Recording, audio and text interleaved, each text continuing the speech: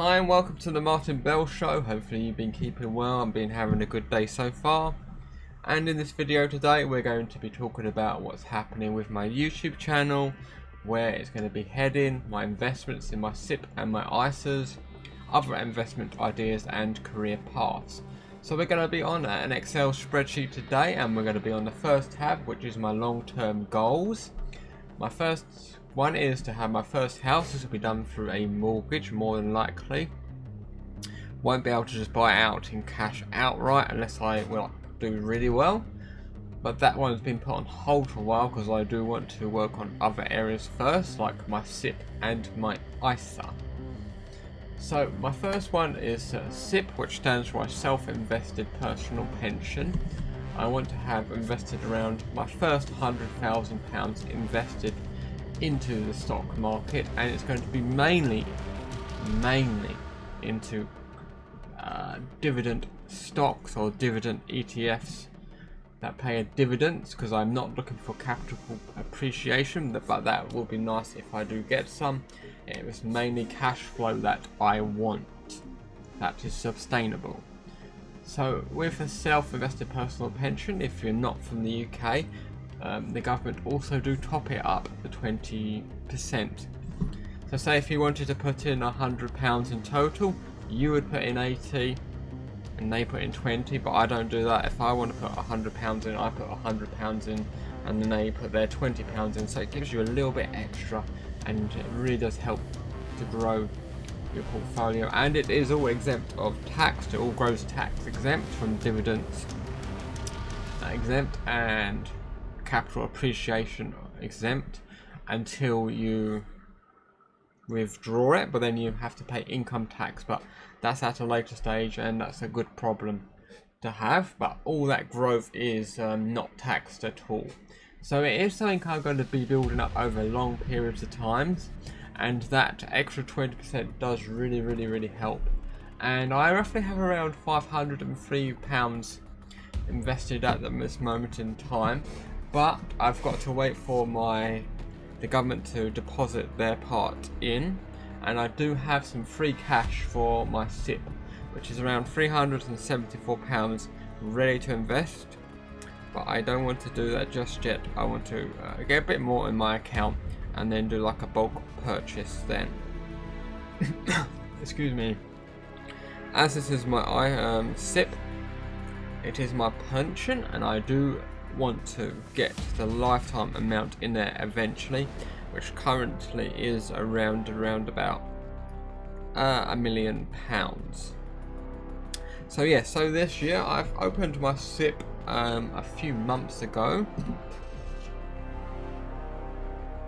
and if once the government put in their part and if I invested all my part, I have roughly around £1,150 in to my SIPP. So it's a great start. You can put up to around £40,000 in, obviously accounting for the government's part a year, and you can backdate it as well, I think, as well, but please don't hold me to that. So obviously my other goal is obviously to match that as well with my ISA. The government don't put anything in with the ISA, but it is all exempt of tax, of capital gains and dividends tax, and you can withdraw it whenever you want at no penalty. Obviously with the SIPP it is a pension, so you can't do that, but then again it is a pension, so you should really be putting your money into an ISA. If you need the money sooner, put the money into the SIPP for longer periods of time. So after I reach my first £100,000, I would then want to do £250,000 for the SIPP and the ISA. Currently, I am roughly got a fair way to go, 99.5% left to go to reaching my first goal of my SIPP. So it's really nice to have the percentage left to go, because it's really good motivation to see that you're getting nearer the end and reaching the other goal. And once it starts to compound more, it really does help. Once the dividends start coming in, I did receive a dividend payment a few weeks back or a few days ago of my first dividend, It was from the FTSE 100 where I received 24p, but then again I only had 7 units of that ETF, but now I have a few more and I'll tell you exactly the amounts when we get a bit later in the video. So eventually I obviously got higher amounts here as well. I have a SIPP goal of £500,000 and then another one at 750, and then at £1 million where it's a lifetime amount. And then if I withdraw that at a safe amount of dividends, I think the rate is 4% as well. I shouldn't have to run out of money, as well as obviously I have other investments to a contingency, as well as cash savings. Obviously if something happens in the market, I can live off of that till stability comes, so I don't have to sell the principal at all. Ideally that is the plan, but that is the ideal plan, but we never know what the future holds, but it's good to plan. So at 4%, if I have that £1 million, that would give me roughly around £40,000 a year, which is a very good middle class lifestyle, much better retirement than most people, and even in their working lives, and that's actually earning more than I currently earn now in a year. So this is why it's so important to invest and get the money to work for you and make money whilst you sleep. So now we're going to move on to the next tab. I have now jigged all this around and made it look a bit more pretty and sorted it out. It does need a bit more work, but this is the ISA one. I am moving my ISA from trading 212 excuse me,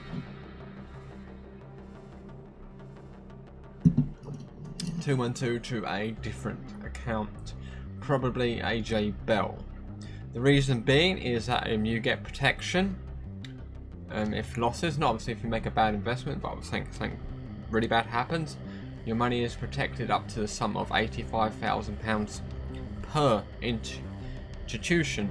So that's why I haven't got my ISA and my SIPP in the same institution, so I get more protection. So I have a total of £160,000 protected. Obviously I don't have that amount invested in at the moment, but obviously I would want to have more than that actually invested in the future.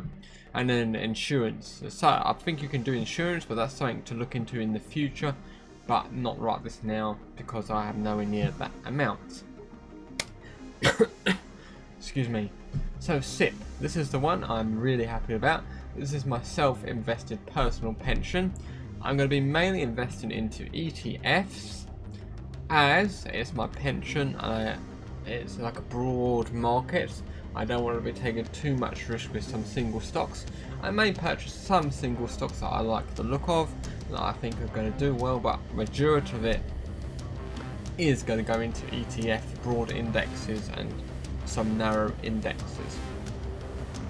Government bonds and corporate bonds, and investment grade bonds as well. So I have two investments currently open. One of them is a Vanguard UK Gilt, which is the government bond. I only bought one unit. I know with the company I'm with, which is Hargreaves Lansdowne, that doesn't make much sense, but I was just trying to see out how it worked, because it does cost £10 to purchase your holdings, and that's why I think it's better to pay the commission now, knowing that my investments are more secure. Just pay the fees and then I can sleep a bit sounder than trying to buy it commission free, because someone's got to pay it somehow. And that's what's happened to trading 212. On the CFD they cut their margin spread by half, I think, and now they've had to introduce a fee of, I know it's still very, very low, still not as much probably as the other companies of the ones I'm with, AJ Bell and Hargreaves Lansdowne, of 0.07% of all cash deposits over a certain amount, I think. But I think that will increase further as CFDs become less viable, as new people are going to need new people to come in, and obviously legally it may change in the future because so many people are losing money. They might even outright ban it, and then it won't be commission free anymore. I do like trading 212 and may go back to it in the future, but for now I think I'd rather stick with the well established institutions and just pay the fee and know it's safe. So my other one is iShares FTSE 100, which is the top 100 publicly traded companies in the United Kingdom. Very international as well. The ISF is very heavily market leaned towards the top companies as well, just to keep that in mind. This does not constitute as financial advice, this is just for inspirational and documentational purposes only, and to show a journey of some individual, me as an individual, and my journey and process. So it does pay a dividends roughly around about 6p per quarter per unit, or 2p per month. So at the moment I'm going to be dripping roughly around about every pay quarter £4.50 if things stay the same or things get better after this virus. I will be adding to this position, as well as several other positions as well.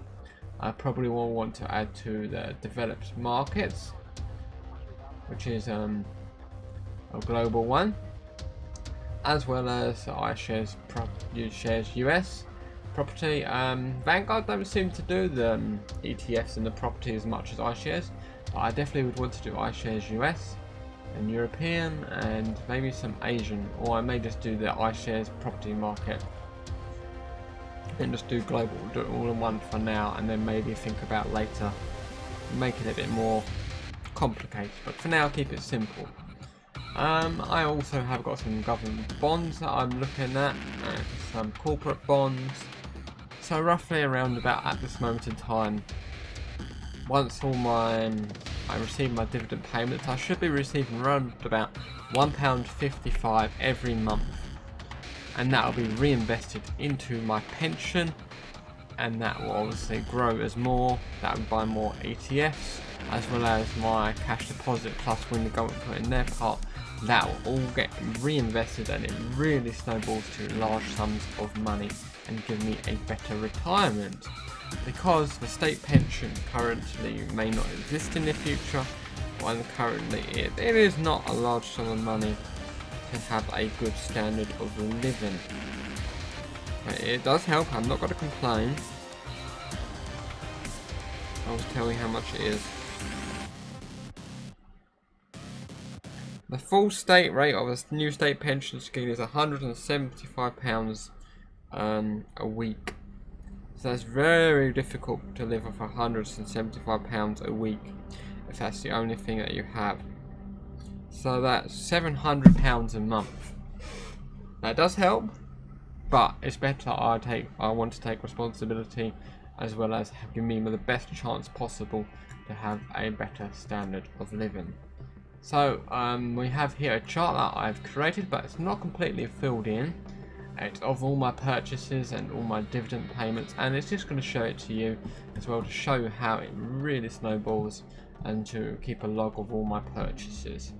I also print off all my contract notes just to keep a record of them, just in case. And that one hasn't got anything. So now I've created this today. It's a chart basically of all my dividend payments, and to show the growth over long periods of time. So this one's for 2021, next year. So say if I only earn, let's just call it £10 in January and £30 here. As you can see, I have you can see it. It's just a way to show and chart my progress of my increasing dividend payments and receiving money coming in, some cash flow that I can live off of. And then I have like onto the right here, where my mouse cursor is, we have a SIPP dividend amount from 21 to 23. Obviously I will increase the years as time goes on, and it'd be nice to see that amount go up. But currently I think I'm going to receive around about, I have about £1,000 invested at this moment in time, so roughly around £40 a year at this moment in time.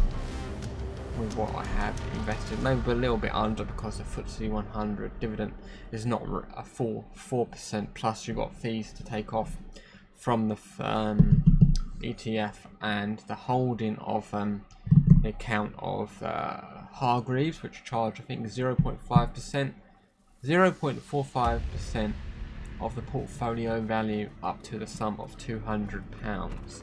And I think if the portfolio value is more than that, then you don't pay any more. And I think AJ Bell is £45, but they may be changing that and increasing that in the future, so I may look into a different company in the future. So that's some of the things that's going to be happening with my channel. I'm also going to be making more content of YouTube games, live streaming, to keep it interesting, not just about money and finances, but also some fun as well. So if you liked today's video and you want to see some more, then please feel free to subscribe. Click the bell notification button so you don't miss a video, and smash that like button. It really helps that algorithm know that my content, you like my content, and it gets it out there to more other people. Thank you for watching, take care, and I'll see you all soon.